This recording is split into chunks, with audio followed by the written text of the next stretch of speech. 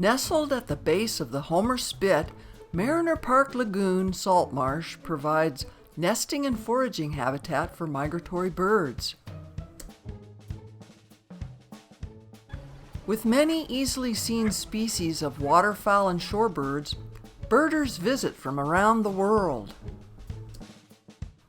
And since 1986, a nesting pair of lesser sandhill cranes has claimed the lagoon as its territory. Human neighbors say it has been in the same crane family for many years. But it's not perfect habitat. The pair must carefully choose a good nest site above the highest spring tides, or their nest will be inundated. Inexperienced young pairs sometimes make this mistake. This more experienced pair chose well, laying their eggs in early May, just above the highest spring tide. Their eggs hatched after 30 days of incubation. The first egg laid hatches first, 24 hours or more before the second hatches. The little fuzzball starts out helpless and wet from the egg's remaining fluids. The yolk sac is absorbed and the newly hatched baby crane, now dry and fuzzy, can stand. After a full day of rest, it's out of the nest, following the other adult everywhere nearby for food. Because they are precocial, able to leave the nest about a day after hatching, the horse term colt was given to crane chicks out of the nest.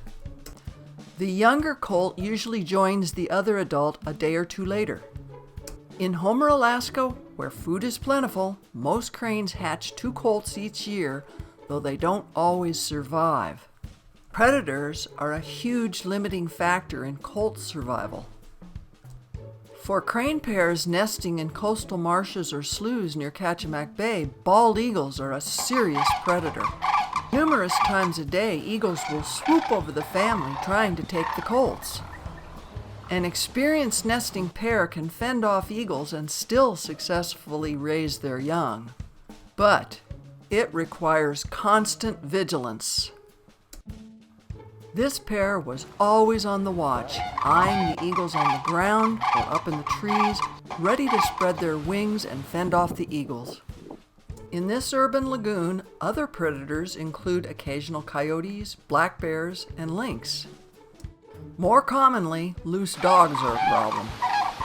Disease, weather, and predators are all limiting factors in raising both young to fledging, the term used to describe colts that are able to fly.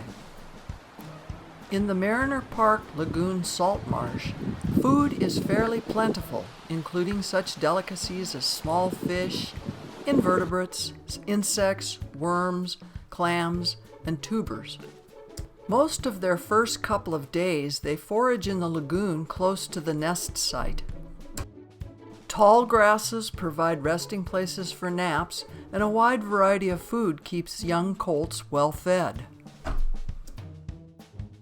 After the first few days, the family ranges farther and even climbs the nearby bluff to visit the neighborhood overlooking the lagoon. Up in the brush and under the canopy of trees, they get some relief from the eagles, their main predator.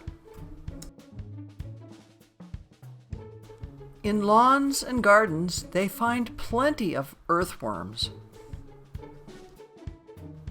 Their human neighbors delight in having them wander around the area near the houses. Even a small peony farm is one of their favorite areas to search for food and rest. Near the end of the day, they head back down into the salt marsh lagoon to continue the never-ending hunt for food to feed the colts.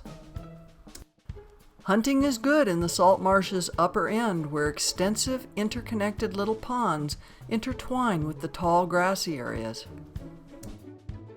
As the day winds down, the crane parents lead the now roughly week-old colts towards the tall grasses near the nest site. Crane families continue to roost near the nest area as long as they have not had problems with ground predators. It is a relatively safe place to nestle down with the still small fuzzballs for a good night's rest. This experienced couple had a very good year and raised their 2 splendid colts to fledging. Hopefully, this pair will return next spring with their fully mature offspring.